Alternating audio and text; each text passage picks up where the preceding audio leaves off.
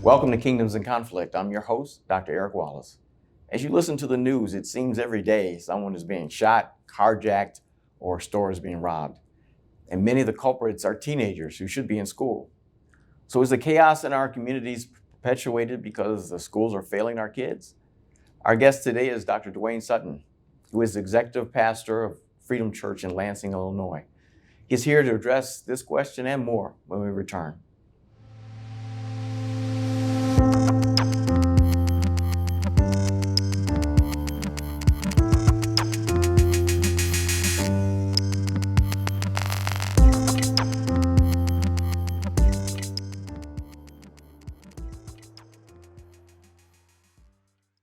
Join us for the 5th Annual Black Conservative Summit at Tinley Park Convention Center, September 8th to the 10th, to hear from guest speakers like Dr. Shelby Steele, Pastor Corey Brooks, Dr. Eric and Jennifer Wallace, Ken Blackwell, and many more. Go to blackconservativesummit.net or text FREEDOM to 877-425-2104 to register today. That's FREEDOM to 877-425-2104.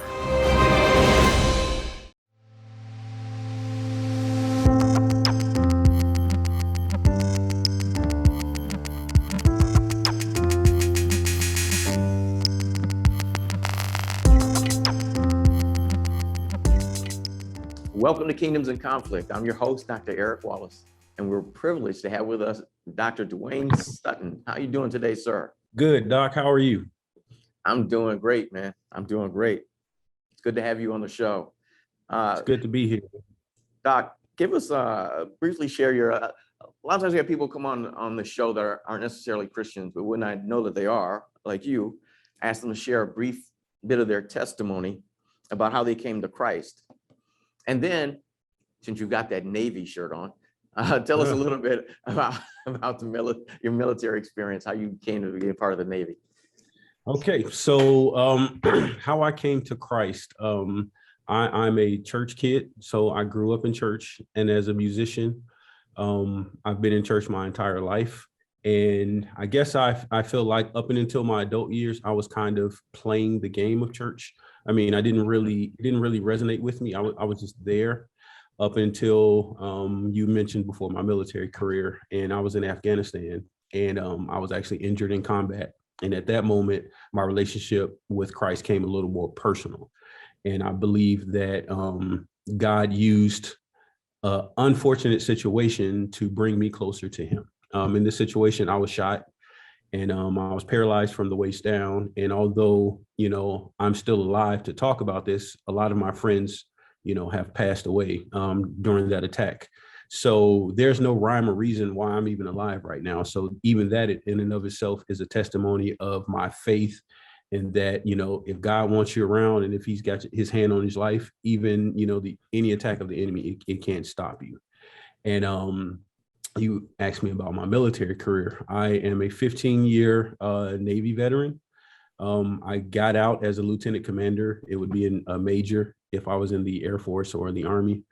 I was an explosive technician, so I disarmed bombs and whatnot. And I did that for the latter part of 15 years, both active and reserve, up until my injury. So how did it then lead you into going to school? Because you have a PhD in educational psychology, correct? Yes. I have a master's in psychology, a master's in criminology, and a PhD in educational psychology. So when I came back from Afghanistan, I experienced a lot of the PTSD symptoms, but I wasn't aware of what I was going through. And I actually attempted suicide when I came home. And it wasn't until I went to the VA and I started meeting, some of my therapists, and they got me to understand that it's okay what I went through. You have to talk about it because, the military, they prepare you for war, but what they do is they take a lot of the things that you need to survive in the civilian world out of you, like your empathy, your sympathy, emotion. The show must go on. So once I came home, I was working for JP Morgan Chase. On the outside, I wasn't homeless, I wasn't any of that, no financial issues, none of that stuff.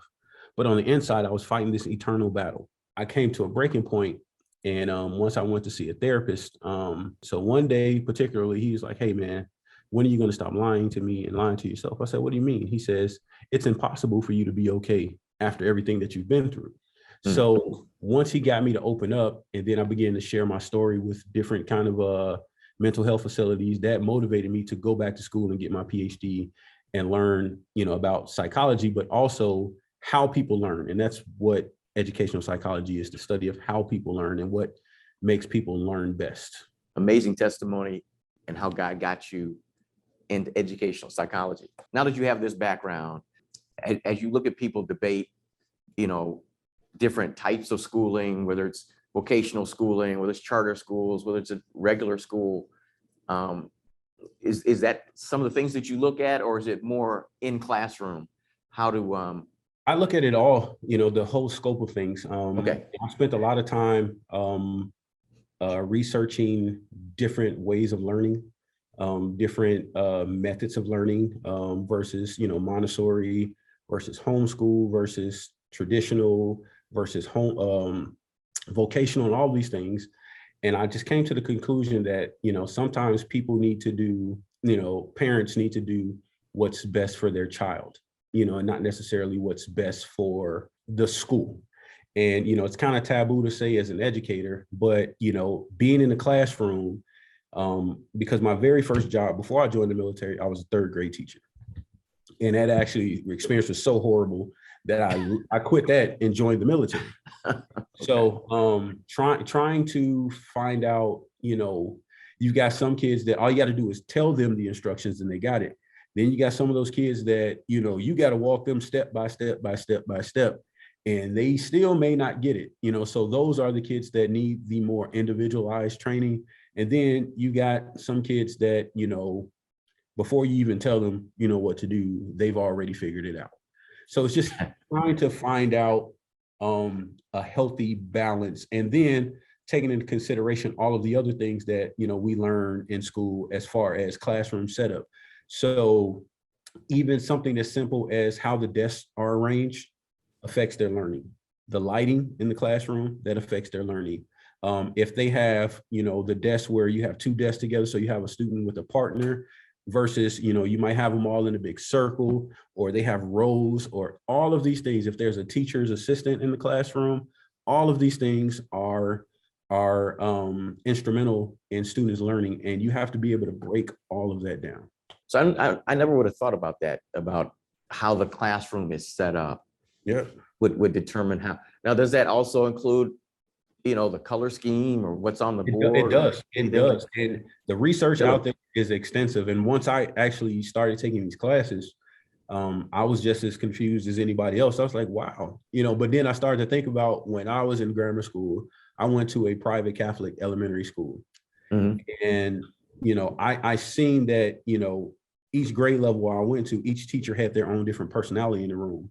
And, some of us, we had like the same classmates from, like, I literally have a guy that we went from kindergarten to senior year of high school in the same classroom. So first grade, second grade, third grade. And I was able to kind of adapt depending on what classroom we was in and how the makeup of it was. He just couldn't get it. He just couldn't get it. So I went back to that once I was in this class. So obviously I didn't know that back then, but, you're talking about, 20 plus years of seeing this happen, not realizing that, oh, that makes sense, because when we were in, when they had me and him partnered up, he kind of excelled a little bit, but when they separated us and they had desks, like, he struggled a lot. So it all makes sense. So as we look at our society and we look at, education, I've talked to a couple of folks that are educators, and one of the things they talk about is the success sequence is to finish high school, get a job, get married, and then have children. Problem is, sometimes we're so busy focusing on trying to get, give money for people to go to college. We haven't really thought about, well, first they got to finish high school, right? Mm-hmm. We both live in the Chicago area, and we've seen, these young kids, sticking up stores and carjacking and some of this other stuff. Would you say, in your opinion, that some of the stuff going on is because the education system is somehow failing our kids, that these kids who should be in this class are out there involved in mischief. It 100% is. And I'll give you an example of why. I remember when I first started student teaching. So before I graduated, I started doing my student teaching before undergrad was finished. In the summer, I kind of helped student teach in a CPS school, which I in turn got hired at that school after I graduated. But we had a student in the classroom that he was labeled a troublemaker, right? He would always have these loud outbursts. And I just thought it was odd. And, you know, it was a inner city school. So all of the kids were Black, and most of the educators were not. So every time this kid would act up, they would just send him to the principal's office, and then they would send him home. So one day, the main teacher didn't show up. So I had to do the class by myself.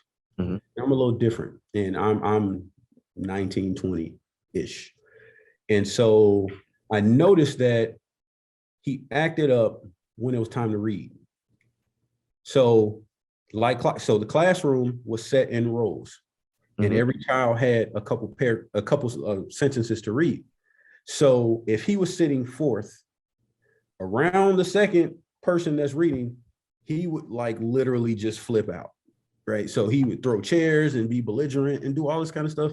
So, you know, me trying to be the cool guy, you know, I just pull him, I take him outside. I was like, hey man, you know, look, shorty, what's going on to you?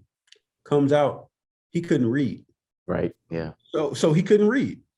And so instead of a teacher asking him, what's going on? How can I help you? They just assumed that he was a little Black troublemaker, and they would always send him home.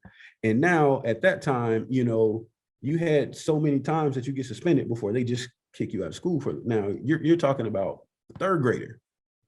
So, you know, I thought about it, and I was like, what if the first time he did that, someone came up to him, not even go as far as a IEP, but the first time that he did that, someone just pulled him to the side and say, hey, what's going on? And then they could have offered him resources, offered his parents resources to get to the root of the problem. But instead, we label kids bad when some kids really have a lot of stuff going on. And as an educator, you know, first of all, you don't go into education for the money, because it ain't none. And until you get to the administrative side, you know, even some principals, they don't really, you know, make that much. So you have to actually love what you do.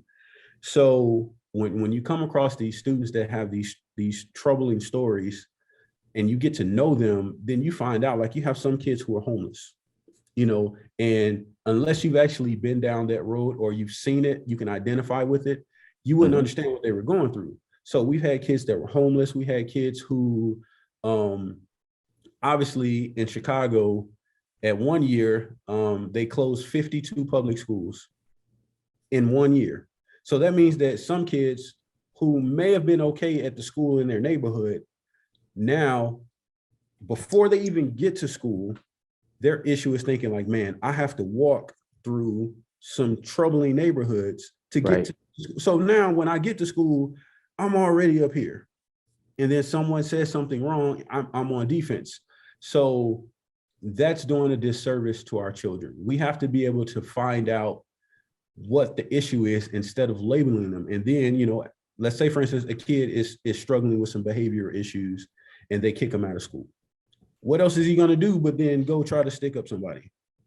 And if he don't have a parent at home that's actually nurturing him in the way that they should be, maybe his parents are working to provide for him and his siblings, so they don't know what's going on. So you don't really know the story. And a lot of times, you know, we can see the news and we can prejudge based on, you know, the headlines like, oh, student robbed a corner store, right? There's no excuse for doing that. But what if that's the only option, that this kid can get some food in his house or anything? We can't always assume that it's gang related. He's just, you know, mischievous and all that kind of stuff. So I think that the school system should actually have a bigger hand in that part of the educational process. So I'm going to throw something at you as somebody who's also involved in the church.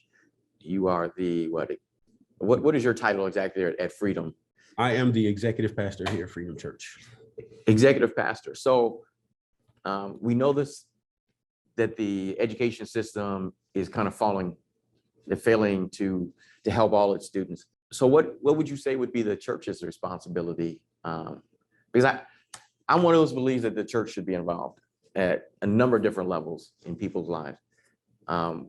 So my question now then, if the school system is falling down in this area, especially when it comes to troubled youth, what should the church's responsibility be? I think the church's stance should be what the church's stance has always been: unconditional love and compassion, because that's what Jesus wanted us to do. So when we see kids, struggling, I think it's the church's responsibility to try to help find a solution for the problem. I know we actually had a program here at Freedom Church that I was the director of, called We Free, and it was a restorative justice program. So in that program, we take some troubled youth and try to rechannel some of that negative energy. And we use programs like golf, music and arts, give them piano lessons, drum lessons, vocal lessons, golf, I think I mentioned golf, basketball.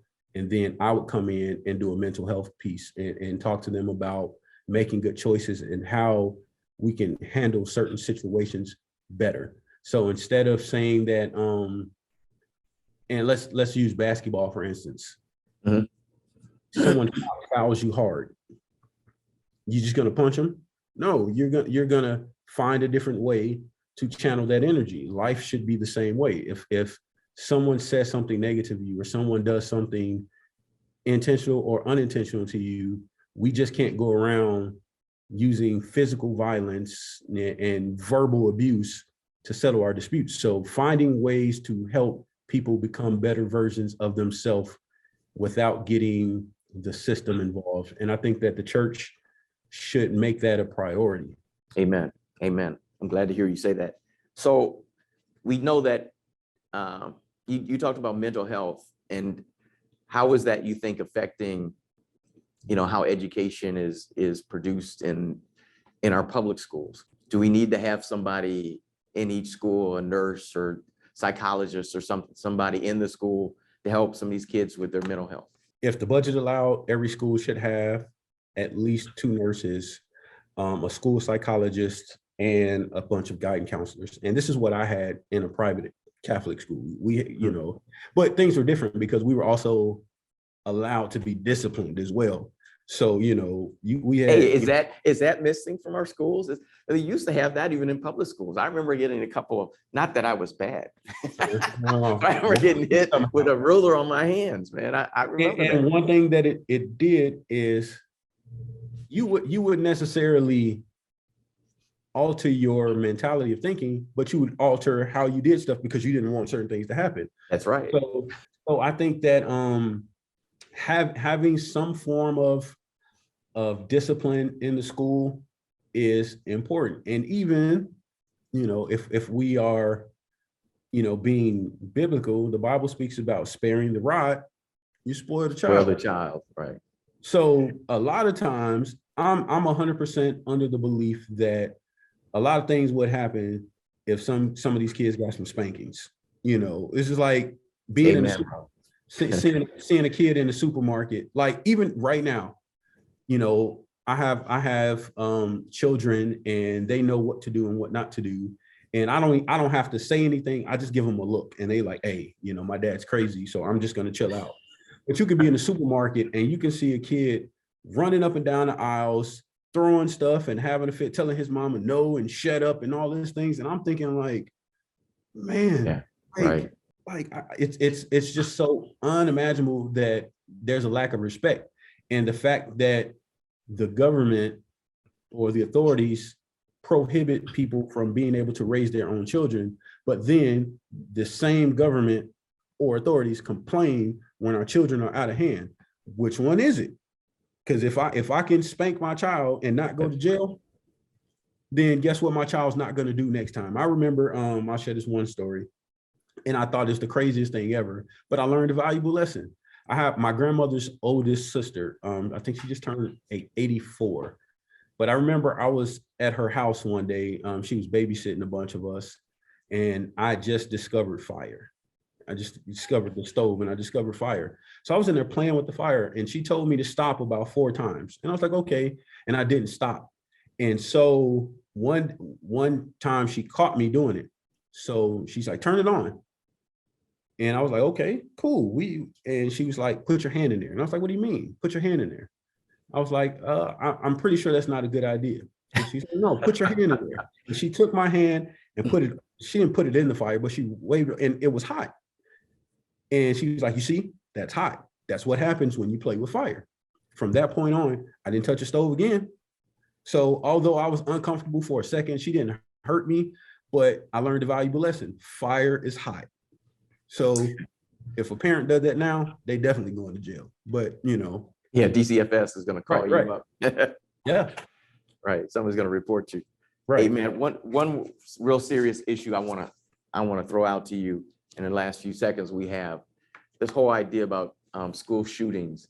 How does that weigh on kids?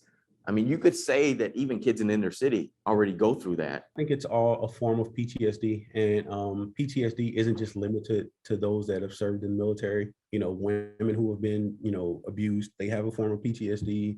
But I think that if children had an understanding of, if there were visibly armed people, not everybody in the school needs to be armed. Right. Visibly armed, or at least I knew that Mr. Johnson, the security guard outside, has a gun.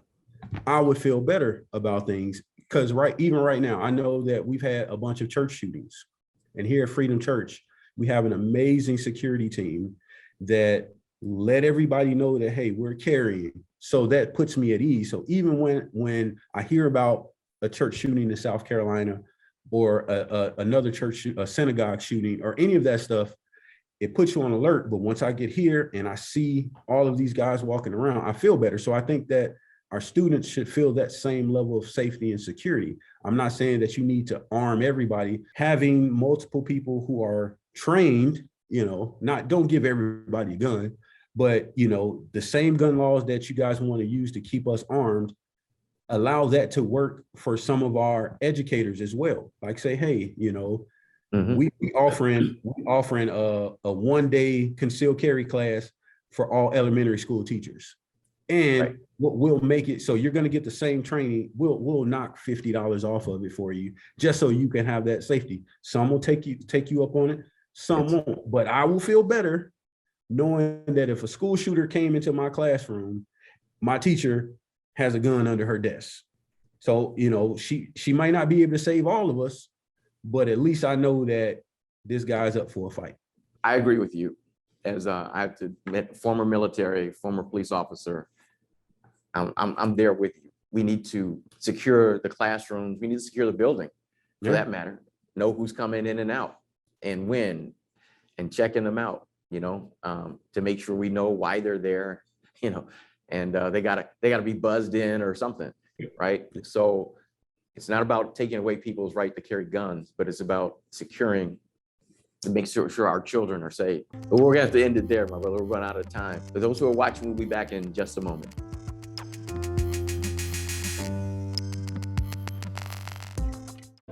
Rooted in the principles of responsible government, individual liberty and fidelity, strong family values, and economic empowerment, Freedom's Journal Institute strives to advance the kingdom of God through socio-political education and engagement rooted in a biblical worldview. We believe that when Christians, regardless of ethnicity, stand for what we believe in, actively engage in the political process, and prioritize biblical truth, then our country will change. Over the years, we have pledged as an organization to challenge liberal ideology with biblical, sound, conservative principles and values to promote a stable and sustainable family and society. Visit us at freedomsjournalinstitute.org or text KINGDOMS to 877-425-2104 to download our app and receive free access to our media and resources, along with regularly updated news, events, and information as it is available. It is time for us to rise.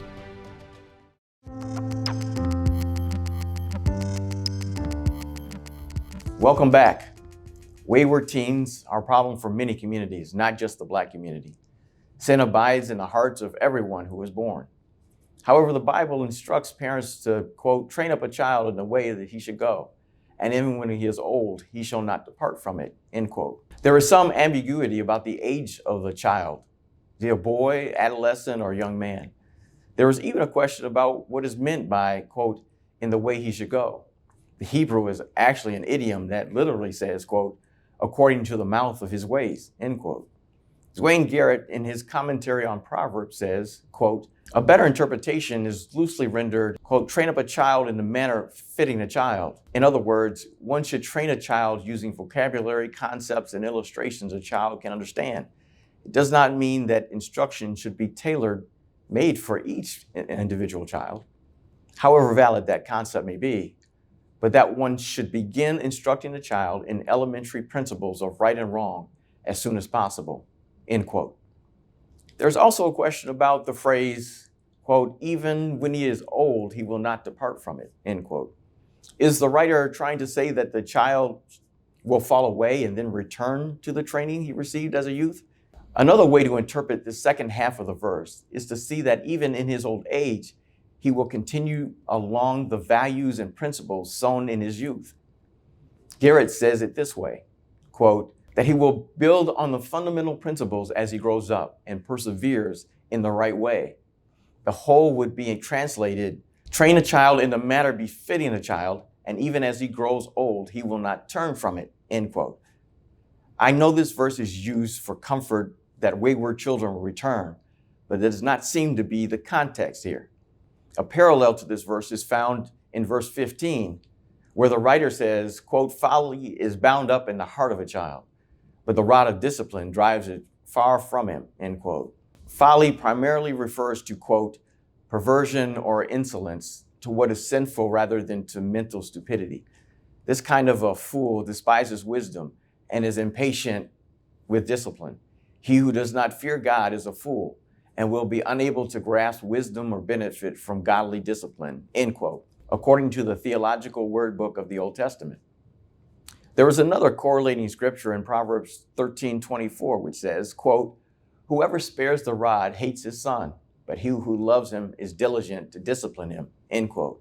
In other words, the Bible tells us in Proverbs and other scriptures that training children, adolescents, or young men involves positive instruction and disciplinary action. If we do not do this, folly will remain in their heart. It is not because they are stupid, but because we are sinners. We need adults, the parents, to educate and discipline our children in order to build character. We cannot leave discipline to the school system. Unfortunately, many parents have abdicated their training to a school system that no longer shares our values. The woke agenda, racial animus, sexual perversion have replaced reading, writing, and arithmetic.